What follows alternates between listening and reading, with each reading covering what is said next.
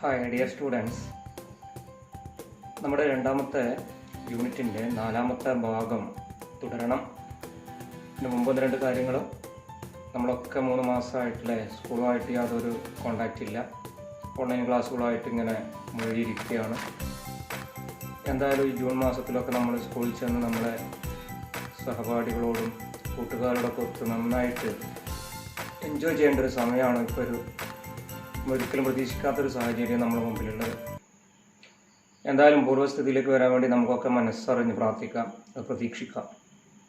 വളരെ വൈകാതെ തന്നെ നമ്മളൊക്കെ നേരിട്ട് സ്കൂളിൽ നിന്ന് കാണുമെന്ന പ്രതീക്ഷയിൽ നമ്മൾ കഴിഞ്ഞ ക്ലാസ്സിൽ ഡെമോഗ്രാഫിക് തിയറിയിൽ ഒന്നാമതായിട്ട് നമ്മൾ ഡിസ്കസ് ചെയ്തത് മൾട്ടിവിഷൻ തിയറി ഓഫ് പോപ്പുലേഷൻ ആയിരുന്നു അല്ലേ? അത് നിങ്ങളെല്ലാവരും നന്നായിട്ട് ഗ്രാസ്പ് ചെയ്തിട്ടുണ്ടാവുമെന്ന് അറിയുന്നു. നോട്ട്സൊക്കെ ഒരുപാട് എനിക്ക് വന്നിട്ടുണ്ട്. പിന്നെ ഇനിയും അത് ചെയ്യാത്തവരൊക്കെ സാവകാശം ചെയ്യുക. നമുക്കുള്ള സൗകര്യങ്ങൾ ഫെസിലിറ്റീസൊക്കെ ഉപയോഗിച്ചുകൊണ്ട് നല്ല രീതിയിൽ ചെയ്യുക. പിന്നെ ഇനി ഏതെങ്കിലും തരത്തിൽ ചെയ്യാൻ ബുദ്ധിമുട്ടുണ്ടെങ്കിൽ അതിൻ്റെ പേരിൽ നിങ്ങൾ ടെൻഷൻ അടിക്കൊന്നും വേണ്ട. ഏതെങ്കിലും തരത്തിൽ ടെൻഷനോ ബുദ്ധിമുട്ടൊക്കെ ഉണ്ടെങ്കിൽ ക്ലാസ് ടീച്ചേഴ്സിനെയൊക്കെ അറിയിക്കുക. നമ്മളോടൊക്കെ പേഴ്സണലായിട്ട് നിങ്ങൾക്ക് സംസാരിക്കാം, നോ പ്രോബ്ലം. എന്തായാലും കുറച്ചു കാലം വിട്ടു നിൽക്കുമ്പോൾ, വീട്ടിലൊക്കെ കുറേ കാലം ഇങ്ങനെ ഒതുങ്ങി നിൽക്കുമ്പോൾ, പ്രത്യേകിച്ച് നിങ്ങളുടെ ഈ പ്രായത്തിൽ, കൗമാരപ്രായത്തിൽ കൂട്ടുകാരിൽ നിന്നൊക്കെ വിട്ടു നിൽക്കുമ്പോൾ ഉണ്ടാകുന്ന ചെറിയ ടെൻഷൻസ് താൽക്കാലികമാണ്. എല്ലാം ശരിയാകും ശുഭപ്രതീക്ഷയോട് കൂടിയിട്ട്. യൂണിറ്റ് 2 തിയറി ഭാഗത്തിൽ 2ാമത്തെ തിയറി നമ്മൾ ഡിസ്കസ് ചെയ്യുന്നത് തിയറി ഓഫ് ഡെമോഗ്രാഫിക് ട്രാൻസിഷൻ, ജനസംഖ്യ പരിവർത്തന സിദ്ധാന്തം. ആദ്യത്തെ നമ്മൾ മൾട്ടിവിഷൻ തിയറി, അദ്ദേഹത്തിൻ്റെ പേരിൽ തന്നെയാണത് അറിയപ്പെടുന്നത്. ഇവിടെ ജനസംഖ്യ പരിവർത്തന സിദ്ധാന്തത്തിൻ്റെ അടിസ്ഥാനം ഉടൻ തുടങ്ങാൻ നമുക്ക് എന്താ എന്നുള്ളതാണ്. This theory suggest that population growth is linked to overall level of economic development. എന്താണ് പറഞ്ഞത്? അതെ, ജനസംഖ്യാ വളർച്ചാ നിരക്ക് മൊത്തത്തിലുള്ള സാമ്പത്തിക വികസനവുമായി ബന്ധപ്പെട്ട് നിൽക്കുന്നു. ആ ഒരു നിർദ്ദേശമാണത് വെച്ചിട്ടുള്ളത്. മറ്റൊരു രാജ്യത്തിൻ്റെ സാമ്പത്തികമായ വികസനവുമായി ബന്ധപ്പെടുത്തിയാണ് ജനസംഖ്യാ വളർച്ച നിരക്ക് നിലനിൽക്കുന്നത്. ഇതാണ് അടിസ്ഥാനപരമായിട്ടുള്ള ഈ തിയറിയുടെ ഒരു ആർഗ്യുമെൻ്റ്, അല്ലെങ്കിൽ എന്താ പറയുക, സിദ്ധാന്തം എന്ന് പറയുന്നത്, സൈദ്ധാന്തിക തലം എന്ന് പറയുന്നത്.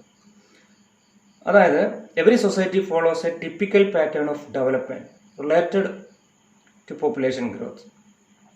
അതായത് ജനസംഖ്യ വളർച്ചാ നിരക്കുമായി ബന്ധപ്പെട്ട് ഓരോ രാജ്യവും ഒരു ടിപ്പിക്കലായിട്ടുള്ള, അവരുടെ ആദർശപരമായിട്ടുള്ള ഒരു പാറ്റേൺ ഏതിൽ, വികസനത്തിൽ ഫോളോ ചെയ്യുന്നുണ്ട്. ഇതിങ്ങനെ പറയാൻ കാരണം, ഓരോ രാജ്യവും അതിൻ്റെ ജനസംഖ്യ വളർച്ചാ നിരക്ക് നിയന്ത്രിക്കാനുള്ള ശേഷി അതിനുണ്ട്. അതിൻ്റെ സാമ്പത്തിക വികസന നയങ്ങളിൽ വ്യത്യാസം വരുത്തി കഴിഞ്ഞാൽ അവർക്ക് അതിൽ നിയന്ത്രിക്കാൻ പറ്റുമെന്നുള്ളതാണ്. മൾട്ടിവിഷൻ തിയറി ഇതിൽ വ്യത്യസ്തമായിട്ടായിരുന്നു അല്ലേ? ജോമെട്രിക്കൽ ഓർഡറിൽ പോപ്പുലേഷൻ വർദ്ധിച്ചുകൊണ്ടേ ഇരിക്കുക എന്നുള്ള അദ്ദേഹം വാദിക്കുന്നു. ആ പോക്ക് പോയി കഴിഞ്ഞാൽ മനുഷ്യൻ മുഴുവൻ പട്ടിണി കടന്ന് മരിക്കും എന്നുള്ളതാണ് നമ്മൾ പഠിച്ചത്. അങ്ങനെയല്ലേ മനസ്സിലാക്കിയത് അല്ലേ? അതെ, ഇവിടെ പറയുന്നത് ഓരോ രാജ്യത്തിൻ്റെയും സാമ്പത്തിക വികസനവുമായി ബന്ധപ്പെട്ട് ലിങ്ക് ചെയ്ത് നിൽക്കുന്നതാണ് പോപ്പുലേഷൻ ഗ്രോത്ത്. അപ്പോൾ സാമ്പത്തികമായി ഉന്നതിയുള്ള രാജ്യങ്ങൾക്ക് എന്ത് ചെയ്യാൻ പറ്റും? ജനസംഖ്യയിലുള്ള നിയന്ത്രണങ്ങൾ ഏർപ്പെടുത്താൻ പറ്റും.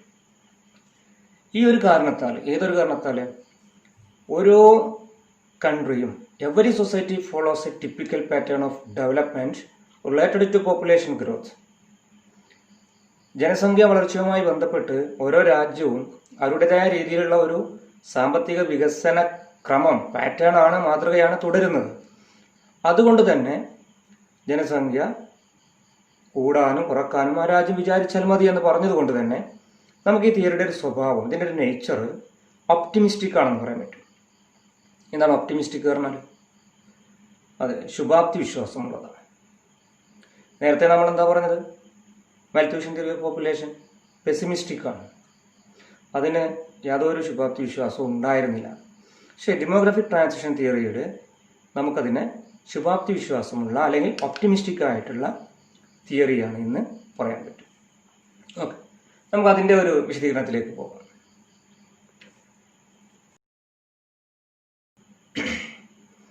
എന്താണ് demographic transition theory? It's process of change in A societies population. Demographic transition theory was originated by W.S. Thomson 1929 and Frank W. Nordestein 1945. ഇവരൊക്കെ ചേർന്നിട്ടാണ് ഡെവലപ്പ് ചെയ്തിട്ടുള്ളത്. നേരത്തെ നമ്മൾ തോമസ് റോബർട്ട് മാൽത്യൂസ് എന്നുള്ളതാണ്.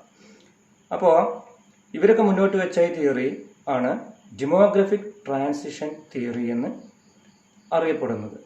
അതായത് മോർട്ടാലിറ്റി, ഫെർട്ടിലിറ്റി ഇതൊക്കെ ആയി ബന്ധപ്പെട്ട് ജനസംഖ്യയിലുള്ള വ്യതിയാനം. നിർവചനം: Demographic transition theory refers to a population cycle that begins with a falling death rate, continue with a phase of rapid population growth and conclude with a declining birth rate.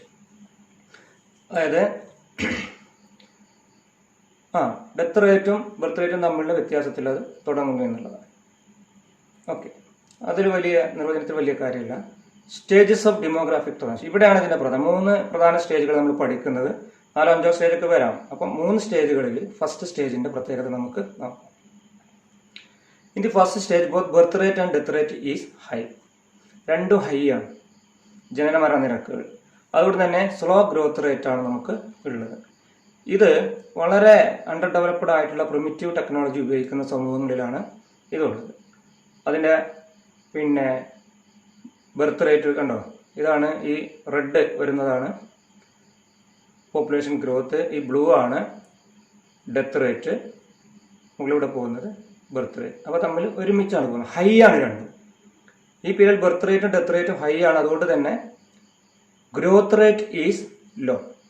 രണ്ടും high ആകുമ്പോൾ വളർച്ചാ നിരക്ക് അവിടെ എന്താണ്, കുറവാണ്. അതാണ് ഒന്നാമത്തെ സ്റ്റേജിൽ പോപ്പുലേഷൻ്റെ വളർച്ചാ നിരക്കിനെ കുറിച്ച് എന്താ പറയുക. ഒന്നാമത്തെ സ്റ്റേജിൽ ഓക്കെ, ജനന നിരക്ക്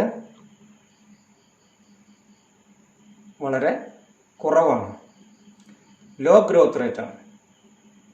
ഓക്കെ, ജനനമരണ നിരക്കുകൾ കൂടുതലാണ്, പക്ഷെ ജനസംഖ്യ വളർച്ചാ നിരക്ക് കുറവാണ്. സ്റ്റേജ് 2ലേക്ക് പോവാം. ഇവിടെ എങ്ങനെയാണ്? Rapid population growth due to high birth rate and reduction in death rate. എന്താണ്? ജനന നിരക്കിൽ കുറവ് വന്നു, മരണനിരക്കിൽ കുറവില്ല, അത് കൂടുതലായിട്ട് പോയിക്കൊണ്ടിരിക്കുകയാണ്. അതുകൊണ്ട് തന്നെ ഇവിടെ എന്താ വരിക? ഗ്രോത്ത് റേറ്റ് എങ്ങനെ വരിക? ഹൈ ആയിട്ടുള്ളതാണ് വരുന്നത്. രണ്ടാമത്തെ കോളത്തിലേക്ക് നോക്കുക. ബർത്ത് റേറ്റ് ഹൈ ആണ്. ഇതിന് കാരണം എന്താണ്? Decline in death rate and increase in birth rate എന്ന് പറഞ്ഞാൽ ജനനനിരക്ക് കുറയാതെ മരണനിരക്ക് കുറയാണ്. അപ്പോൾ രണ്ടും തമ്മിൽ വലിയ ഗ്യാപ്പ് അവിടെ വരുന്നുണ്ട് എന്നുള്ളതാണ്. പ്രധാനമായിട്ടും ഇത്തരം കാണുന്ന രാജ്യങ്ങളാണ് the countries with this stage are that of Africa and some countries of south eastern Asia. Birth rate ഇവിടെ കുറവായിരുന്നു, പിന്നീട് അങ്ങനെ ഹൈ ആയിട്ട് പോകുന്നു. അവിടെ ഈ ഒരു സെൻറ്ററിൽ വളരെ ഹൈ ആണ്. ഓക്കെ, ഈ രണ്ടാമത്തെ സ്റ്റേജിന് നമുക്ക് ട്രാൻസിഷൻ സ്റ്റേജ് എന്നൊക്കെ പറയാം, വിശദീകരിക്കാം. സ്റ്റേജ് 3ലേക്ക് പോകാം. എന്താണ് ഇവിടെ കാണുന്നത്? Okay, death rate decline and birth rate falls due to urbanisation and industrialisation. രണ്ടും കുറയാണ് അല്ലേ? ബർത്ത് റേറ്റും ഡെത്ത് റേറ്റും കണ്ടോ, അത് കുറഞ്ഞിങ്ങനെ വരുന്നു. ഈ അതാ കേഴ്സർ കാണുന്നുണ്ട്. ഓക്കെ, അപ്പോൾ അതിൻ്റെ ഫലമായിട്ട് എന്ത് ചെയ്യും? Declining rate of population growth. ഒന്നാമത്തെ സ്റ്റേജിൻ്റെ അതേ രൂപത്തിലേക്ക് പോകും. വളർച്ചാ നിരക്ക് കുറയും, ഗ്രോത്ത് റേറ്റ് കുറയും അല്ലേ? ലോ ഗ്രോത്ത് റേറ്റ് ആണ്. ഫസ്റ്റ് സ്റ്റേജിൽ ലോ ഗ്രോത്ത് റേറ്റ് ആണ്, സെക്കൻഡ് സ്റ്റേജിൽ ഹൈ ഗ്രോത്ത് റേറ്റ് ആണ്, തേർഡ് സ്റ്റേജിൽ ലോ ഗ്രോത്ത് റേറ്റ് ആണ്. പ്രധാനമായിട്ടും ഇന്ത്യ, ചൈന, അതുപോലെ തന്നെ ലാറ്റിൻ അമേരിക്ക തുടങ്ങിയ രാജ്യങ്ങളൊക്കെ ഈ ഒരു മൂന്നാമത്തെ സ്റ്റേജിൻ്റെ സ്വഭാവമാണ് കാണിക്കുന്നത്. ഓക്കെ, അപ്പോൾ ഇവിടെ രണ്ടാം സ്റ്റേജിൽ തുടർച്ചയുണ്ട്. രണ്ടാം സ്റ്റേജിൽ പോപ്പുലേഷൻ എക്സ്പ്ലോഷൻ തുടങ്ങും, മൂന്നാം സ്റ്റേജിലും അത് തുടർന്നു പോകും. മിതമായിട്ടുള്ളൊരു ജനസംഖ്യയുടെ സാധ്യതയുണ്ട്. എന്നാൽ മൂന്നാമത്തെ സ്റ്റേജിൽ ഇത് രണ്ടും ഒരേപോലെ നിയന്ത്രിക്കുന്നുണ്ട്, ബർത്ത് റേറ്റും ആൻഡ് ഡെത്ത് റേറ്റും. ഓക്കെ, അത് കുറഞ്ഞ ലെവലിലാണ് നിൽക്കുന്നത്. അതുകൊണ്ട് വളർച്ചാ നിരക്ക് മൂന്നാമത്തെ സ്റ്റേജിലും കുറവായിട്ടാണ് രേഖപ്പെടുത്തുന്നത്. ഒന്ന് ആവർത്തിക്കണം, ഒന്നാമത്തെ സ്റ്റേജിലും മൂന്നാമത്തെ സ്റ്റേജിലും വളർച്ചാ നിരക്ക് കുറവാണ്. ഫോർത്ത് സ്റ്റേജ് ജസ്റ്റ് ഒന്ന് അറിയാൻ വേണ്ടിയിട്ടാണ്. നമുക്ക് 3 സ്റ്റേജുകളാണ് പഠിക്കാനുള്ളത്. ജസ്റ്റ് ഒന്ന് അറിയാൻ വേണ്ടിയിട്ട്, ഇവിടെ this stage experience low birth rate and low death rate. ഇവിടെയും ഡെത്ത് റേറ്റും ബർത്ത് റേറ്റും കുറവാണ്. എക്സാമ്പിൾ കൊടുത്തിട്ടുണ്ട്. ഈ low birth rate and low death rate result in 0 or insignificant growth rate. വളർച്ചാ നിരക്കും അത് കുറഞ്ഞിരിക്കും. മൂന്നാമത്തെ സ്റ്റേജിൻ്റെ ഒരു expansion. Denmark, Hungary, France, Germany, Norway, Japan, Sweden, Australia തുടങ്ങിയ രാജ്യങ്ങളൊക്കെ ഈ ഫോർത്ത് സ്റ്റേജ് ഡെമോഗ്രാഫിക് ട്രാൻസിഷൻ തിയറിയുടെ ഈ ഫോർത്ത് സ്റ്റേജിൻ്റെ സ്വഭാവങ്ങൾ കാണിക്കുന്ന രാജ്യങ്ങളാണ്. ഓക്കെ, അപ്പോൾ നമുക്കിവിടെ പ്രധാനമായിട്ടും ആദ്യത്തെ 3 സ്റ്റേജുകളാണ് എംഫസൈസ് ചെയ്തിട്ട് നമുക്ക് പഠിക്കാനുള്ളത്. അപ്പോൾ അതിൻ്റെ വ്യക്തമായിട്ടുള്ള എക്സാം ഓറിയൻറ്റഡ് ആയിട്ടുള്ളൊരു ടാബിള് ഞാനത് നിങ്ങൾക്ക് ഇതിന് ശേഷം, ഈ ഒരു ചാർട്ടിന് ശേഷം നൽകും. ഈ തിയറിക്ക് ഇനി വിമർശനങ്ങളുണ്ട്, പോസിറ്റീവായിട്ടും നെഗറ്റീവായിട്ടും. എന്തൊക്കെയാണ് പോസിറ്റീവായിട്ടുള്ളത്? മോസ്റ്റ് അക്സെപ്റ്റബിൾ ആണ്, easy to understand, based on actual population data, Europe and other developed countries, helps the planning process. ഇതൊക്കെ അതിൻ്റെ നേട്ടങ്ങളാണ്. ഇതിൻ്റെ കോട്ടങ്ങളോ? Availability of data means difficulty in preparation of graphs. Graphs ഉണ്ടാക്കാനുള്ള പ്രയാസം. Difficult to get uniform pattern for all country. എല്ലാ രാജ്യങ്ങളിലും ഒരേ പാറ്റേണിൽ നമുക്കിത് നടത്തുക എന്നുള്ളത് പ്രയാസമാണ്. അതുപോലെ തന്നെ birth rate in rural and urban area, പ്രത്യേകിച്ചും ഗ്രാമ നഗര പ്രദേശങ്ങളിൽ they are varied അല്ലേ. അർബൺ പ്രദേശങ്ങളിലുള്ളത് പോലെയല്ല ഗ്രാമീണ മേഖലയിലെ ജനന നിരക്കുകൾ, അതുപോലെ തന്നെ മരണനിരക്കും. അപ്പോൾ ഈ വ്യത്യാസം കൊണ്ടൊക്കെ ഈ തിയറി ഫോളോ ചെയ്യുക, നടപ്പിലാക്കുക എന്നുള്ള ഒരു പ്രയാസം ഉണ്ട്. എങ്കിൽ കമ്പാരിറ്റീവ്ലി നമ്മൾ നേരത്തെ മാൽത്യൂഷ്യൻ തിയറി ഓഫ് പോപ്പുലേഷൻ പറഞ്ഞു. അപ്പോൾ അതിനോട് താരതമ്യം ചെയ്യുമ്പോൾ ഏറെക്കുറെ നടപ്പിലാക്കാൻ പറ്റുന്ന അല്ലെങ്കിൽ ഫോളോ ചെയ്യാൻ പറ്റുന്ന ഈ നമ്മൾ പഠിച്ച 2 ജനസംഖ്യാശാസ്ത്ര സിദ്ധാന്തങ്ങളിൽ ബെറ്റർ എന്ന് പറയുന്നത് ഏതാണ്? Demographic transition theory. കണ്ടോ, despite of all the controversy, it has universal applicability. It can be applied anywhere if data is available. അപ്പോൾ ഡാറ്റ അവൈലബിൾ ആയിട്ടുള്ള എല്ലായിടത്തും നല്ല രീതിയിൽ നടപ്പിലാക്കാൻ പറ്റുന്ന ഒരു തിയറി ആയിട്ട് നമുക്ക് ഡെമോഗ്രാഫിക് ട്രാൻസിഷൻ തിയറിയെ അവതരിപ്പിക്കാം. ഓക്കെ, അപ്പോൾ ഇതാണ് അതിനെക്കുറിച്ചുള്ള വിശദീകരണം. ഇനി നമുക്ക് വളരെ ഷോർട്ടായിട്ട് ഇതിൻ്റെ സ്റ്റേജുകൾ ഒന്നുകൂടെ മനസ്സിലാവുന്ന രീതിയിൽ നിങ്ങൾക്ക് എക്സ്പ്ലെയിൻ ചെയ്ത് തരാം. ഇതാണ് കോൺസെൻട്രേറ്റ് ചെയ്യേണ്ടത്. ഇതും ശ്രദ്ധിക്കൂ. ഇത് ഈ ഒരു ടാബിള് നമ്മൾ മനസ്സിൽ ചിത്രം പതിഞ്ഞു കഴിഞ്ഞാൽ, നിങ്ങളുടെ ക്യാമറയിൽ പതിഞ്ഞു കഴിഞ്ഞാൽ നമുക്കെല്ലാ പോയിന്റ്സ് കൊടുത്തു പെട്ടെന്ന്. ഓക്കെ, വായിക്കാനൊക്കെ കിട്ടുന്നുണ്ടല്ലോ അല്ലേ? ഒന്ന് നോക്കൂ. ഓക്കെ, സ്റ്റേജ് 1, സ്റ്റേജ് 2, സ്റ്റേജ് 3, 3 സ്റ്റേജുകളാണ് നമ്മൾ പ്രധാനമായിട്ടും ഇവിടെ പഠിക്കുന്നത്. അപ്പോൾ അതിൽ ഫസ്റ്റ് കോളത്തിൽ types of society and use of technology. ഏതുതരം സമൂഹമാണ്, ഏതുതരം സാങ്കേതിക വിദ്യ അവർ ഫോളോ ചെയ്യും, അവിടെ എങ്ങനെയാണ് പോപ്പുലേഷൻ്റെ വളർച്ച. Then second column birth rate and death rate, ജനന മരണ നിരക്കുകൾ എങ്ങനെയായിരിക്കും. And third one is growth rate of population, അപ്പോൾ വളർച്ചാ നിരക്ക് എങ്ങനെ. ദെൻ ഫസ്റ്റ് സ്റ്റേജ്, ഏത് തരത്തിലുള്ള സൊസൈറ്റിയാണ് നോക്കൂ, വായിക്കാൻ കിട്ടുന്നുണ്ടല്ലോ അല്ലേ. Under developed and technologically backward, അല്പവികസിതമായിട്ടുള്ള അതുപോലെ തന്നെ സാങ്കേതികമായി ഏറ്റവും പുറകിൽ നിൽക്കുന്ന സമൂഹങ്ങളാണ്. അവിടെ എന്തായിരിക്കും അവസ്ഥ? ബർത്ത് റേറ്റ്, ഡെത്ത് റേറ്റ് നോക്കൂ, ഹൈ ആണ് രണ്ടും അല്ലേ. High birth rate and high death rate, രണ്ടും ഹൈയിലാണ്.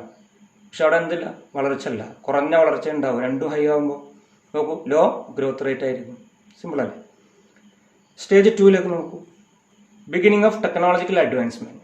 രണ്ടാമത്തേൽ ഡെവലപ്പിംഗ് കൺട്രീസാണ്, കുറച്ചൊക്കെ സാങ്കേതികമായ വികസനത്തിന് തുടക്കം കുറിച്ച് മുന്നോട്ട് പോയിക്കൊണ്ടിരിക്കുന്ന വികസിത അല്ലെങ്കിൽ വികസിച്ചുകൊണ്ടിരിക്കുന്ന രാജ്യങ്ങൾ. അവിടെ എങ്ങനെയായിരിക്കും കണ്ടു, ഹൈ ബർത്ത് റേറ്റ് ആയിരിക്കും.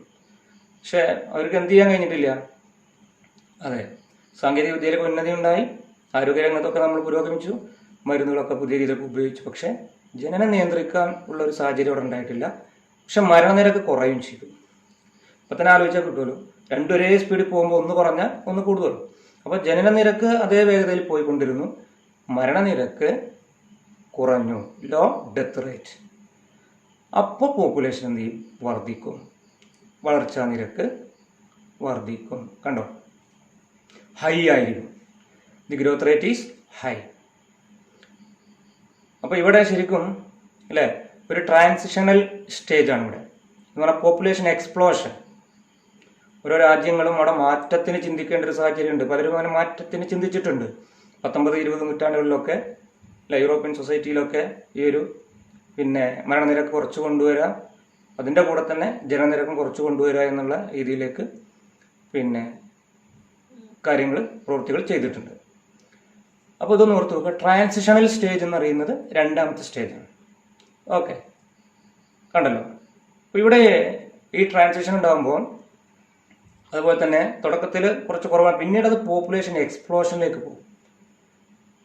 ഒരു ജനസംഖ്യ വിസ്ഫോടനത്തിനുള്ള സാധ്യത ഉണ്ട്. അതെന്താന്നുള്ളത് നമ്മൾ ടാബിൾ നമ്മൾ ചുരുക്കി പറയാം. ദെൻ സ്റ്റേജ് 3 നോക്കൂ, ഡെവലപ്ഡ് സൊസൈറ്റീസ് ആണ്. ഏതുതരം സമൂഹമാണ്? വികസിത സമൂഹമാണ് എന്ന് പറഞ്ഞാൽ ശരിക്കും കൂടെ ഒന്ന് വ്യക്തമാക്കുകയാണെങ്കിൽ അല്ലേ മെച്ചൂർഡ് ആയിട്ടുള്ള ഇൻഡസ്ട്രിയൽ പീരീഡാണ്. പക്വമായ രീതിയിലുള്ള വ്യാവസായികവൽക്കരണം നടത്തിയ സമൂഹങ്ങൾ, വികസിത രാജ്യങ്ങൾ, അവർ രണ്ടിനും കേപ്പബിൾ ആണ്. എന്താ രണ്ടിനും? ലോ ബർത്ത് റേറ്റുമാണ്, ലോ ഡെത്ത് റേറ്റുമാണ്. മരണനിരക്കും കുറച്ചു, ജനനിരക്കും കുറച്ചു. Okay, both are reduced, declined. അപ്പോൾ ഇതിൻ്റെ ഒരു ഫലമായിട്ട് എന്ത് സംഭവിക്കും? ആദ്യത്തെ സ്റ്റേജിൻ്റെ അവസ്ഥയാണ്. രണ്ടും ഏറ്റവും അടിയിലാണെങ്കിൽ രണ്ടും ഏറ്റവും മേലാണെങ്കിൽ ലോ ഗ്രോത്ത് റേറ്റ് ആയിരിക്കും. അവിടെ വളർച്ചാ നിരക്ക് ഉണ്ടാവില്ല, ജനസംഖ്യ ഉണ്ടാവും, പക്ഷെ വളർച്ചാ നിരക്ക് കുറയും. വളർച്ചാ നിരക്ക് എന്ന് പറഞ്ഞാൽ തന്നെ എന്താണ്? ബർത്ത് റേറ്റ് എന്ന് പറഞ്ഞാൽ നമ്മൾ പഠിക്കാനുണ്ടല്ലോ കോൺസെപ്റ്റുകൾ അല്ലേ? എന്താണ്? It's the difference between gap between birth rate and death rate. ഈ ടാബിള് നിങ്ങളൊന്ന് മനസ്സിൽ അതൊന്ന് ഫോക്കസ് ചെയ്ത് വെക്കുകയാണെങ്കിൽ നമുക്ക് ഈ തിയറി ഫുള്ള് അല്ലേ ഒരു എക്സാം ഓറിയൻറ്റഡ് ആയിട്ട് നമുക്ക് പഠിക്കാൻ പറ്റും. ഇപ്പോൾ നമ്മൾ പോപ്പുലേഷൻ എക്സ്പ്ലോഷൻ്റെ ഒരു കാര്യം പറഞ്ഞു അല്ലേ? സെക്കൻഡ് സ്റ്റേജിൽ, മൂന്നാമത്തെ സ്റ്റേജിലേക്ക് അത് വ്യാപിക്കും. Population explosion. എന്താണ് പോപ്പുലേഷൻ എക്സ്പ്ലോഷൻ എന്ന് പറഞ്ഞാൽ? ഓക്കെ, ജനസംഖ്യ വിസ്ഫോടനം, ഒരു സ്ഫോടനമാണ്. അമിതമായിട്ട് നമ്മൾ പ്രതീക്ഷിച്ചതിനേക്കാൾ കൂടുതൽ ജനസംഖ്യ വർദ്ധിക്കുക.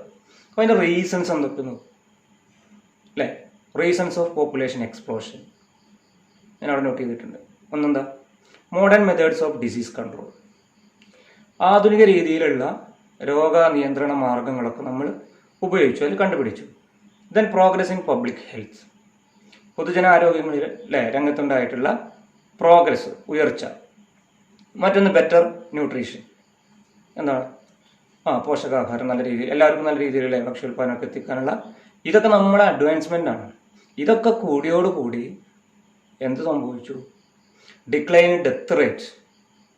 മരണം അവിടെ കുറഞ്ഞു വരികയാണ്, മരണനിരക്ക് കുറയാണ്. മരണനിരക്ക് കുറഞ്ഞോടുകൂടെ അല്ലേ ക്രമാതീതമായി കുറയുകയും എന്നാൽ ജനനിരക്ക് അത്രയ്ക്ക് കുറക്കാൻ നമുക്ക് സാധിച്ചില്ല. സെക്കൻഡ് സ്റ്റേജിൽ സ്റ്റാർട്ട് ചെയ്യുന്നുണ്ട്. അവിടെ മുതലാണ് പോപ്പുലേഷൻ എക്സ്പ്ലോഷൻ. നമ്മുടെ രാജ്യമൊക്കെ പോപ്പുലേഷൻ എക്സ്പ്ലോഷൻ അല്ലേ ഫേസ് ചെയ്തിട്ടുണ്ട്. 1921 മുതൽ the period of great divide എന്നാണ് 1921 പറയാം. ശേഷം 1950കളിലൊക്കെ ഉണ്ടായിട്ടുള്ള അലാമിംഗ് ഗ്രോത്ത് റേറ്റ് ആണ്. ഭയപ്പെടുത്തുന്ന രീതിയിലുള്ള വളർച്ച ഉണ്ടായ രാജ്യമാണ് ഇന്ത്യ. ഇപ്പോൾ നമുക്കത് കൺട്രോൾ ചെയ്യാൻ പറ്റിയിട്ടില്ല അല്ലേ? അതിൻ്റെ കാര്യങ്ങൾ നമ്മൾ പറയും. നോക്കൂ, ലോകത്തിലെ ഒരു പോപ്പുലേഷൻ്റെ കണക്ക്. ഓക്കെ, 1960, 75, 87, 99, 2011. അപ്പോൾ 1960 3 ബില്യൺ ഉണ്ടായിരുന്നത് 2011 7 ബില്യൺ, 700 കോടിയായിട്ട് അല്ലേ? ഇപ്പോൾ അതിൽ 800 കോടിയോളം പോപ്പുലേഷൻ ലോകത്തുണ്ട് എന്നുള്ളതാണ് മൊത്തത്തിലുള്ള കണക്ക്. ഓക്കെ, ദെൻ ശ്രദ്ധിക്കുക, ഇന്ത്യയുടെ അവസ്ഥ നോക്കൂ. പോപ്പുലേഷൻ എക്സ്പ്ലോഷൻ ഇല്ല ഇങ്ങനെ പോവുകയാണെങ്കിൽ അതെ 2022 കൂടിയിട്ട് ലോകത്തിലെ ഏറ്റവും ജനസംഖ്യയുള്ള രാജ്യം ഏതാ? അതെ, ചൈന. ചൈനയെ മറികടക്കാൻ അല്ലേ 2 വർഷം കൊണ്ടൊക്കെ നമുക്ക് സാധിക്കുമെന്നുള്ളതാണ് ഡെമോഗ്രാഫേഴ്സ് ആൻറ്റിസിപ്പേറ്റ് ചെയ്യുന്നത്, അവർ പ്രവചിക്കുന്നത് 2022 കൂടിയിട്ട് അല്ലേ? കാരണം എന്താ? 2011 സെൻസസ് നമ്മൾ കഴിഞ്ഞ ക്ലാസ്സിൽ പറഞ്ഞതാണ്. എത്രയാണ് ഇന്ത്യയുടെ പോപ്പുലേഷൻ? 2020 മാർച്ച് മാസത്തിലെ കണക്ക് നോക്കൂ. ഓക്കെ, എത്രയാണ്? 1.35 ബില്യൺ, 135 കോടിയിലധികം ആളുകൾ നമ്മുടെ രാജ്യത്ത് ഉണ്ട്. അപ്പോൾ ഇവിടെ ഒരു അലാമിംഗ് ഗ്രോത്ത് റേറ്റ് അല്ലെങ്കിൽ പോപ്പുലേഷൻ ജനസംഖ്യ വർദ്ധിച്ചുകൊണ്ടിരിക്കുകയാണ്. 2022 കൂടിയിട്ട് നമുക്ക് ലോകത്തിലെ ഒന്നാമത്തെ സ്ഥാനമായിട്ട് മാറാനുള്ള സാധ്യത ഇപ്പോഴത്തെ ഒരു കണക്കിൽ പോവുകയാണെങ്കിൽ ഉണ്ട് എന്നുള്ളത് മനസ്സിലാക്കുക. ഓക്കെ, അപ്പോൾ ഇനി നമ്മളിത് കൺക്ലൂഡ് ചെയ്യാൻ പോവാണ്. എന്തായാലും ആ ഒരു പറഞ്ഞ കാര്യങ്ങൾ ഒന്നും കൂടെ നമുക്കൊരു ഗ്രാഫ് രൂപത്തിൽ വളരെ ചുരുക്കിയിട്ട് വളരെ സിമ്പിളായിട്ടുള്ളൊരു ഗ്രാഫ് അക്കൗണ്ടാണ് ഇത് കൊടുത്തിട്ടുള്ളത്. സ്റ്റേജ് 1 നോക്കൂ. ആ ഗ്രീൻ ലൈന് ഡെത്ത് റേറ്റ് ആണ്, ആ റെഡ് ബർത്ത് റേറ്റ് ആണ്. ഫസ്റ്റ് സ്റ്റേജിൽ രണ്ടുപേരും മിച്ച് പോകുന്നു, ഹൈ ആണ്. രണ്ടാമത്തെ സ്റ്റേജിൽ ഡിഫറൻസ് വന്നു, ഡെത്ത് റേറ്റ് കുറഞ്ഞു അല്ലേ. അപ്പോൾ അവിടെ പോപ്പുലേഷൻ ട്രാൻസിഷണൽ സ്റ്റേജ് അല്ലെങ്കിൽ എക്സ്പ്ലോഷൻ ഉണ്ടാവാനുള്ള സാധ്യത ഉണ്ടായി. തേർഡ് സ്റ്റേജിൽ വീണ്ടും ലാസ്റ്റ് ആയപ്പോഴേക്കും അത് ഒരുമിച്ച് വന്നു, പറ്റ കുറഞ്ഞു അല്ലേ. അപ്പോൾ ലോ ആയി വളർച്ചാ നിരക്ക്, സെക്കൻഡിൽ ഹൈ ആയി, ഒന്നാമത്തേൽ വളർച്ചാ നിരക്ക് ലോ. ലോ ഹൈ ലോ, ഈ രീതിയിലാണ് ഡെമോഗ്രാഫിക് ട്രാൻസിഷൻ തിയറിയുടെ ഒരു ഗ്രാഫ്. നമ്മുടെ അഡ്വാൻസ്ഡ് ആയിട്ടുള്ള ഗ്രാഫ് നോക്കൂ, സെയിം ആണ്. അപ്പോൾ അത് ഒക്കെ ഒന്ന് പിന്നെ നിങ്ങൾ ഒഴിഞ്ഞു കിട്ടുന്ന സമയത്ത് ഇത്തരം ഇതിൻ്റെയൊക്കെ ഒരു ഗ്രാഫൊക്കെ എടുത്ത് പരിശോധിക്കുക സ്റ്റേജ്. എന്നാൽ ഒന്നും കൂടെ നമുക്കിത് ഒറ്റ നോട്ടത്തിൽ ഇത് നമുക്ക് വിശദീകരിക്കാൻ കഴിയും ഇത് മനസ്സിലാക്കി കഴിഞ്ഞാൽ. ഇവിടെ 5 സ്റ്റേജിൻ്റെ അത് കൊടുത്തിട്ടുണ്ട്, നമ്മൾ ആ 3 സ്റ്റേജിൻ്റെ മാത്രം മനസ്സിലാക്കി വെക്കുക. ഓക്കെ. അപ്പോൾ 2 സിദ്ധാന്തങ്ങൾ നമ്മൾ ഈ ചാപ്റ്ററിൽ ഡെമോഗ്രാഫി എന്ന് പറയുന്ന ചാപ്റ്ററിൽ മൽത്യൂഷ്യൻ തിയറിയും അതുപോലെ തന്നെ ഡെമോഗ്രാഫിക് ട്രാൻസിഷൻ തിയറിയും നമ്മൾ പഠിച്ചു കഴിഞ്ഞു. ഇതിവിടെ നമുക്ക് കൺക്ലൂഡ് ചെയ്യാം. പ്രധാനമായിട്ടും ഈ ചാപ്റ്ററിൽ നിന്ന് വരാവുന്ന അല്ലേ, അല്ലെങ്കിൽ നമുക്ക് അതിലൊക്കെ വന്നിട്ടുള്ള അല്ലെങ്കിൽ നമുക്ക് നോട്ട്സിലൊക്കെ എഴുതി കുറിച്ച് വെക്കാൻ പറ്റുന്ന രീതിയിൽ ചോദ്യമാക്കിയിട്ട് കൊടുത്തിട്ടുള്ളതാണ്. ഫസ്റ്റ് ഞാൻ കൊടുത്തിരിക്കുന്നത് compare the Malthusian and demographic transition theory of population and find out the differences you feel. ഈ 2 സിദ്ധാന്തം നിങ്ങൾ പഠിച്ചു, അതിന് താരതമ്യം ചെയ്യാം ചില കാര്യങ്ങളൊക്കെ. എന്നിട്ട് അപ്പോൾ തമ്മിലെ വ്യത്യാസമൊക്കെ ഒന്ന് എന്ത് ചെയ്യുക, നോട്ട് ചെയ്യുക. പ്രധാന വ്യത്യാസം നമ്മൾ പറഞ്ഞില്ല, അതിൻ്റെ സ്വഭാവത്തിലാണ്. ഒപ്റ്റിമിസ്റ്റിക് ആണ് ഒന്ന്, പെസിമിസ്റ്റിക് ആണ് ഒന്ന്, ഏതാണ് സോ എന്ന് കണ്ടെത്തിയിട്ട് ഒന്ന് വായിച്ചു നോക്കുക. Okay. Then second one is which stage is called transitional stage അല്ലേ. ഏതാണ് ട്രാൻസിഷണൽ സ്റ്റേജ്? പരിവർത്തന ഘട്ടം, അതാണ് ജനസംഖ്യാ പരിവർത്തന സിദ്ധാന്തമാണല്ലോ നമ്മൾ പഠിക്കുന്നത്. അപ്പോൾ പരിവർത്തന ഘട്ടം എന്നറിയുന്നത് ഫസ്റ്റ് സ്റ്റേജ് ആണോ, സെക്കൻഡ് സ്റ്റേജ് ആണോ, തേർഡ് സ്റ്റേജ് ആണോ? ഏതായിരിക്കും? അതെ, ആൻസർ ഉണ്ട്, അതിന് ആൻസർ ചെയ്യുക. ഓക്കെ. അപ്പോൾ നമ്മൾ വളരെ ചെറിയൊരു തിയറിയാണ്, വലുതാണെങ്കിൽ പോലും നമുക്ക് ചെറുതായിട്ട് പഠിക്കേണ്ടതാണ്. വളരെ ചുരുക്കിയാണെന്ന് പറഞ്ഞിട്ടുള്ളത്. ഡെമോഗ്രാഫിക് ട്രാൻസിഷൻ തിയറിയിൽ 3 സ്റ്റേജുകളാണ് നമ്മൾ കോൺസെൻട്രേറ്റ് ചെയ്തത്, എംഫസിസ് ചെയ്തത്. അതിൽ ഫസ്റ്റ് സ്റ്റേജിൽ നമ്മൾ പറഞ്ഞു ഗ്രോത്ത് റേറ്റ് ലോ ആണ്, സെക്കൻഡ് സ്റ്റേജിൽ ഹൈ ഗ്രോത്ത് റേറ്റ് ആണ്, തേർഡ് സ്റ്റേജിൽ ലോ ഗ്രോത്ത് റേറ്റ് ആണ്, വളർച്ചാ നിരക്ക്. ഒന്നാമത്തെ സ്റ്റേജിൽ അല്ലേ ലോ ഗ്രോത്ത് റേറ്റ് ആവാൻ കാരണം രണ്ടും ബർത്ത് റേറ്റും ഡെത്ത് റേറ്റും ഹൈ ആണ്. രണ്ടാമത്തേതിൽ ബർത്ത് റേറ്റ് ഹൈ ആണ്, ഡെത്ത് റേറ്റ് കുറഞ്ഞു, അപ്പോൾ ജനസംഖ്യ വർദ്ധിക്കും. മൂന്നാമത്തെ സ്റ്റേജിൽ ബർത്ത് റേറ്റും ഡെത്ത് റേറ്റും രണ്ടും കുറഞ്ഞു, അപ്പോൾ അവിടെ മാറ്റമില്ല, അവിടെ വളർച്ചാ നിരക്ക് കുറവായിരിക്കും. ഈ രീതിയിൽ നല്ല രീതിയിൽ മനസ്സിലാക്കിയിട്ട് അതിൻ്റെ ഒഴിവുണ്ടാകുന്ന നോട്ട്സൊക്കെ എഴുതിയിട്ട് എനിക്ക് സെൻഡ് ചെയ്യുക. ഓക്കെ. നേരത്തെ പറഞ്ഞ പോലെ എന്താണ്, ലോക്ക്ഡൗൺ പീരീഡാണ്, അത് ടെൻഷൻസൊന്നും നമുക്ക് വേണ്ട, നമ്മൾ പഠിക്കും, മുന്നേറും. കാരണം അതെ, ഹ്യൂമൻ ബീയിങ്സ്, നമ്മൾ മനുഷ്യരാണ്, നമുക്കുള്ളൊരു പ്രത്യേകതയാണ് എന്താണ്, അഡ്ജസ്റ്റ്മെൻറ്റ്, അക്കമഡേഷൻ ഒക്കെ നിങ്ങൾ പഠിച്ചിട്ടുണ്ട് ഫസ്റ്റ് ഇയറിൽ. എന്താണ്, സമരസപ്പെട്ട് പോവുക, പൊരുത്തപ്പെട്ട് പോവുക, capability to cope with the changes. ഏത് തരം മാറ്റമാണെങ്കിലും, പ്രകൃതി മാറ്റമാണെങ്കിലും എന്ത് തരം മാറ്റമാണെങ്കിലും നമ്മൾ അതുമായിട്ട് പൊരുത്തപ്പെട്ട് പോകും. നല്ലൊരു മനസ്സ് നമ്മളുണ്ടാക്കും, ഒരു മെൻ്റൽ ഹെൽത്ത് നമ്മളുണ്ടാക്കും. മറ്റു തരത്തിലുള്ള യാതൊരു ഫാക്ടേഴ്സും നമ്മളെ സ്വാധീനിക്കില്ല.